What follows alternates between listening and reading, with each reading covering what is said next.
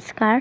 ये महाभारत कथा पूरी तरह से वेद व्यास महाभारत के ऊपर आधारित है। यदि आप इसका निरंतर श्रवण करते रहना चाहते हैं तो इस चैनल को सब्सक्राइब ज़रूर कर लें और आगे आने वाली सभी पॉडकास्ट के नोटिफिकेशन के लिए बेल आइकन को भी ज़रूर से प्रेस कर दें। अब हम सुनेंगे श्राद्ध के विषय में देवदूत और पितरों का तथा धर्म के विषय में इंद्र और बृहस्पति का संवाद। भीष्म जी कहते हैं, युधिष्ठिर, पूर्व काल में भगवान वेद व्यास ने मुझे धर्म के जो गूढ़ रहस्य बतलाए थे उनका वर्णन करता हूँ, सुनो।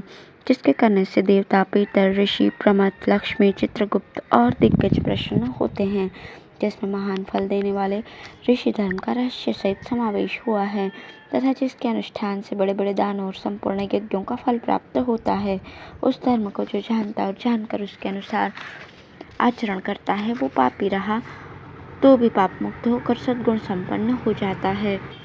10 कसाईयों के समान एक तेली, 10 तेलियों के समान एक कलवार और 10 कलवारों के समान एक वैश्य और 10 वैश्यों के समान एक राजा है। अतः राजा का दान लेना निषिद्ध माना गया है। जिसमें धर्म, अर्थ और काम का वर्णन है, जो पवित्र और पुण्य का परिचय कराने वाला है। जिसमें धर्म और उसके रहस्यों की व्याख्या तथा जो परम पवित्र, धर्मयुक्त और साक्षात देवताओं द्वारा निर्मित है उस शास्त्र का श्रवण करना चाहिए। जिसमें पितरों के श्राद्ध के विषय में गूढ़ बातें बताई गई हैं, जहाँ संपूर्ण देवताओं के रहस्य का पूर्ण वर्णन है तथा जिसमें रहस्य सहित महान फलदायी ऋषि धर्म का एवं बड़े बड़े यज्ञों और संपूर्ण दानों के फल का प्रतिपादन किया गया है। उस शास्त्र को जो लोग सदा पढ़ते हैं और जिन्हें उसका तत्व हृदयंगम होता है तथा जो पढ़कर दूसरों के सामने उसकी व्याख्या करते हैं, वे साक्षात भगवान नारायण के स्वरूप हैं। जो मनुष्य अतिथियों की पूजा करता है उसे गोदान, तीर्थ स्नान और यज्ञानुष्ठान का फल प्राप्त होता है। जो श्रद्धा के साथ धर्मशास्त्रों का श्रवण करते हैं तथा जिनका हृदय शुद्ध हो गया है वे अवश्य ही पुण्य लोकों पर विजय प्राप्त करते हैं। श्रद्धापूर्वक श्राद्ध श्रवण करने वाला मनुष्य अपने पूर्व पापों से छुटकारा प्राप्त कर जाता है। भविष्य में वो पाप नहीं करता तथा नित्य प्रति धर्म का अनुष्ठान करता रहता है और मरने के पश्चात उसे उत्तम लोक की प्राप्ति होती है। एक समय की बात है, एक देवदूत ने पितरों और देवताओं से प्रश्न किया, क्या कारण है कि श्राद्ध के दिन श्राद्धकर्ता और श्राद्ध में भोजन करने वाले पुरुष के लिए मैथुन का निषेध किया गया है? श्राद्ध में अलग अलग 3 पिंड क्यों दिए जाते हैं? पहला पिंड किसे देना चाहिए, दूसरा पिंड किसे मिलता है तथा तीसरे पिंड का अधिकारी कौन है? ये सारी बातें मैं जानना चाहता हूँ। पितरों ने कहा, देवदूत, तुम्हारा कल्याण हो, हम सब तुम्हारा स्वागत करते हैं। तुमने बहुत गूढ़ प्रश्न पूछा है तो भी हम उसका उत्तर देते हैं, सुनो। जो पुरुष श्राद्ध का दान देकर अथवा श्राद्ध में भोजन करके स्त्री के साथ समागम करता है उसके पितर उस दिन से लेकर 1 मास तक उसके वीर्य में निवास करते हैं। अब हम क्रमशः पिंडों का भाग बतला रहे हैं। श्राद्ध में जो 3 पिंडों का विधान है उसमें पहला पिंड जल में डाल देना चाहिए, मध्यम पिंड श्राद्धकर्ता की पत्नी को खिला देना चाहिए और तीसरे पिंड को अग्नि में छोड़ देना चाहिए। यही श्राद्ध की विधि है। जो इसका पालन करता है उसके धर्म का कभी लोप नहीं होता। उसके पितर सदा प्रसन्न चित्त एवं संतुष्ट रहते हैं और उसका दिया हुआ दान अक्षय होता है। देवदूत ने पूछा, पितृगण, आप लोगों ने पिंडों का क्रमशः विभाग बतला दिया, किंतु पहले पिंड को जो जल में डाल देने की बात बताई है उसके अनुसार यदि वो जल में डाल दिया जाए तो नीचे जाकर वो पिंड किसे मिलता है, किस देवता को प्रसन्न करता है तथा किस प्रकार उससे पितरों का उद्धार होता है? इसी प्रकार यदि मध्यम पिंड पत्नी ही खा जाती है तो उसके पितर किस प्रकार उस पिंड का उपभोग करते हैं तथा अंतिम पिंड जब अग्नि में डाल दिया जाता है तो उसकी क्या गति होती है, वो किस देवता को प्राप्त होता है? ये सारी बातें मैं सुनना चाहता हूँ। पितरों ने कहा, देवदूत, पहला पिंड जो पानी के भीतर चला जाता है वो चंद्रमा को तृप्त करता है और चंद्रमा स्वयं देवता तथा पितरों को संतुष्ट करते हैं। इसी प्रकार पत्नी गुरुजनों की आज्ञा से जो मध्यम पिंड का भक्षण करती है उससे प्रसन्न होकर पितामह पुत्र की कामना वाले पुरुष को पुत्र प्रदान करते हैं तथा अग्नि में जो पिंड डाला जाता है उससे तृप्त होकर पितर मनुष्य की संपूर्ण कामनाएं पूर्ण करते हैं। इस प्रकार तीनों पिंडों की गति बतलाई गई है। ब्राह्मण को स्नान आदि से पवित्र होकर श्राद्ध में भोजन करना चाहिए। श्राद्ध में भोजन करने वाला ब्राह्मण उस दिन यजमान का पितर माना जाता है, इसलिए उसे अपनी स्त्री के साथ सहवास नहीं करना चाहिए, क्योंकि उस दिन उसके लिए वो पराई स्त्री के समान होती है। जो पुरुष इस विधि के अनुसार श्राद्ध का दान देता है उसकी संतान की वृद्धि होती है।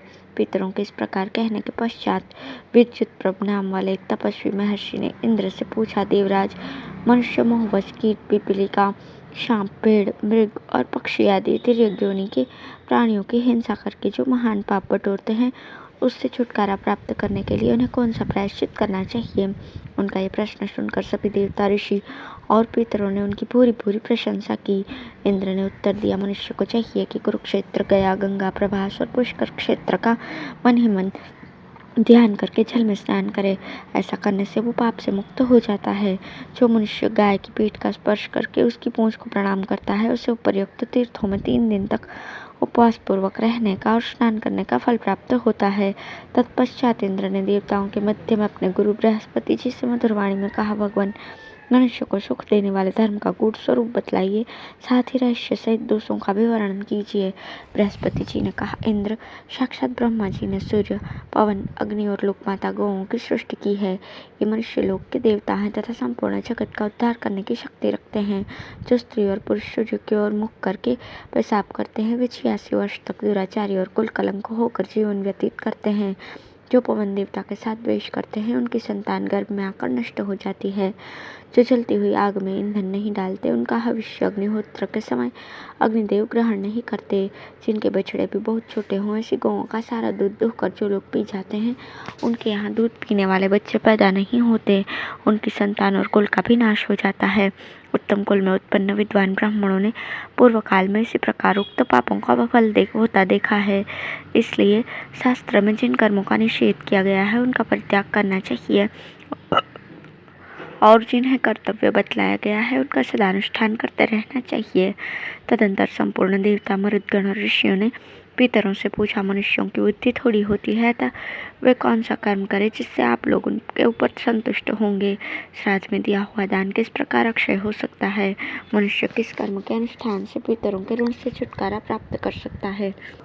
इन बातों को सुनने के लिए हमें बड़ी उत्सुकता है। पितरों ने कहा, देवगण, उत्तम कर्म करने वाले मनुष्य के जिस काम से हम संतुष्ट होते हैं, उसको सुनिए। नीले रंग के सांड छोड़ने, अमावस्या को तिल मिश्रित जल से तर्पण करने और वर्षा काल में दीपदान करने से मनुष्य का पितरों के ऋण से उद्धार होता है। इस प्रकार निष्कपट भाव से किया हुआ दान अक्षय और महान फल को देने वाला और इससे हम लोगों को भी सदा संतोष रहता है। जो पुरुष पितरों में श्रद्धा रखकर संतान उत्पन्न करेंगे, वे अपने प्रपितामहों का दुर्गम नरक से उद्धार कर देंगे। इस प्रकार श्राद्ध के काल, क्रम, विधि, पात्र और फल का यथावत वर्णन किया गया।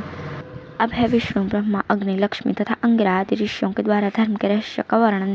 भीष्म जी कहते हैं, युधिष्ठिर, प्राचीन काल की बात है, एक बार देवराज इंद्र ने भगवान विष्णु से पूछा, भगवान, आप किस कर्म से प्रसन्न होते हैं, किस प्रकार आपको संतुष्ट किया जा सकता है।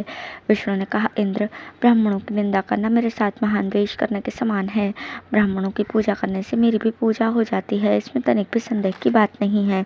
जो मनुष्य प्रतिदिन भोजन के पश्चात ब्राह्मणों को प्रणाम करता है, मैं उस पर बहुत प्रसन्न होता हूँ। जो अपने घर पर ब्रह्मचारी ब्राह्मण को उपस्थित देखकर सबसे पहले उसे भोजन कराता और पीछे अपने भोजन करता है, उसका वो भोजन अमृत के समान माना गया है। जो प्रातःकाल की संध्या करके सूर्य के सम्मुख खड़ा होता है, उसे समस्त तीर्थों में स्नान का फल प्राप्त होता है और वह सब पापों से छुटकारा प्राप्त कर जाता है। फिर विश्वविख्यात वशिष्ठ आदि सप्तर्षियों ने पद्मयोनि ब्रह्मा जी की प्रदक्षिणा की और सबके सब हाथ जोड़कर उनके सामने खड़े हो गए। उनमें से ब्रह्मवेत्ताओं में श्रेष्ठ वशिष्ठ मुनि ने इस प्रकार प्रश्न किया, भगवान, मैं संपूर्ण प्राणियों के तथा विशेषतः ब्राह्मण और क्षत्रिय जाति के हित की दृष्टि से एक प्रश्न आपकी सेवा में उपस्थित करता हूँ।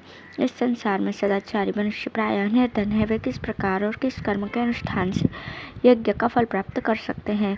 ब्रह्मा जी ने कहा, महान भाग्यशाली महर्षियों, मनुष्य को जिस प्रकार यज्ञ का फल प्राप्त होता है, वो बता रहा हूँ, सुनो।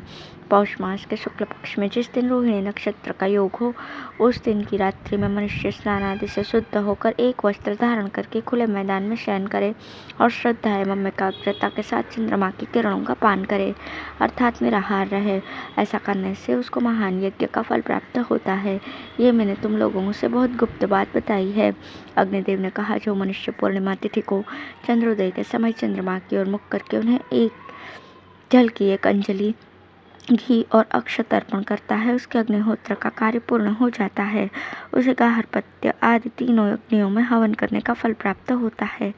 जो मूर्ख अमावस्या के दिन किसी वृक्ष का एक पत्ता भी तोड़ लेता है, उसे ब्रह्म हत्या का पाप लगता है। अमावस्या को दातुन चबाने वाला मनुष्य चंद्रमा की हिंसा करता है तथा उससे पितर भी उद्विग्न होते हैं। इतना ही नहीं, पर्व के दिन उसके दिए हुए भविष्य को देवता लोग स्वीकार नहीं करते और पितरों का भी उसके ऊपर कोप होता है, जिससे उनके वंश का नाश हो जाता है। लक्ष्मी बोली, जिस बर्तन में बर्तन फूटे, आसन फटे और पात्र इधर उधर बिखरे रहते हैं तथा जहाँ स्त्रियां मारी पीटी जाती हैं, वो घर पाप के कारण दूषित होता है। वहाँ से उत्सव और पर्व के अवसरों पर देवता निराश लौट जाते हैं। उस घर की पूजा नहीं स्वीकार की जाती। गार्ग्य ने कहा, सदा अतिथियों का सत्कार करे, यज्ञशाला में दीप जलाए, दिन में न सोए, मांस न खाए, गौ और ब्राह्मण की हत्या न करे तथा प्रतिदिन पुष्कर तीर्थ का नाम लिया करे। यह रहस्यमय धर्म सर्वश्रेष्ठ और महान फल देने वाला है। सैकड़ों बार किए हुए यज्ञ का फल भी क्षीण हो जाता है, किंतु श्रद्धापूर्वक उपर्युक्त धर्मों का पालन करने से प्राप्त होने वाले फल का कभी क्षय नहीं होता। श्राद्ध में, यज्ञ में, तीर्थ में और पर्वों के दिन देवताओं के लिए जो भविष्य सज्ज किया जाता है, उसे यदि रजस्वला, कोढ़ी अथवा वंध्या स्त्री देख ले तो देवता उसे स्वीकार नहीं करते तथा पितृगण 13 वर्ष तक असंतुष्ट रहते हैं। श्राद्ध और यज्ञ के दिन मनुष्य स्नान आदि से पवित्र होकर श्वेत वस्त्र धारण करे और ब्राह्मणों से स्वस्ति वाचन तथा महाभारत, गीता आदि का पाठ कराए। ऐसा करने से उसके दिए हुए हव्य और कव्य का फल अक्षय होता है। धौम्य ने कहा, घर में फूटे बर्तन, टूटी खाट, मुर्गा, कुत्ता और वृक्ष का होना अच्छा नहीं माना गया है। फूटे बर्तनों में कलयुग का वास माना गया है, अर्थात फूटे बर्तन घर में रखने से लड़ाई झगड़ा लगा रहता है। टूटी खाट रखने से धन की हानि होती है। कुत्ता और मुर्गा पालने से देवता लोग घर में भविष्य नहीं ग्रहण करते तथा मकान के अंदर कोई बड़ा वृक्ष होने पर भी उसकी जड़ के अंदर सांप, बिच्छू आदि जंतुओं का रहना अनिवार्य हो जाता है। इसलिए घर के अंदर पेड़ नहीं लगे रहना चाहिए। जमदग्नि ने कहा, कोई अश्वमेध या सैकड़ों वाजपेयी यज्ञ करे, नीचे मस्तक करके वृक्ष में लटके अथवा बहुत बड़ा अन्न छत्र खोल दे, किंतु यदि उसका हृदय शुद्ध नहीं है तो उसे अवश्य नरक में जाना पड़ता है, क्योंकि यज्ञ, सत्य और हृदय की शुद्धि ये तीनों बराबर हैं। शुद्ध हृदय से शेर भर सत्व दान करके ही ब्रह्मलोक को प्राप्त हुआ जाता है। हृदय की शुद्धता का महत्व बतलाने के लिए ये एक ही दृष्टांत उत्तम है। धन्यवाद।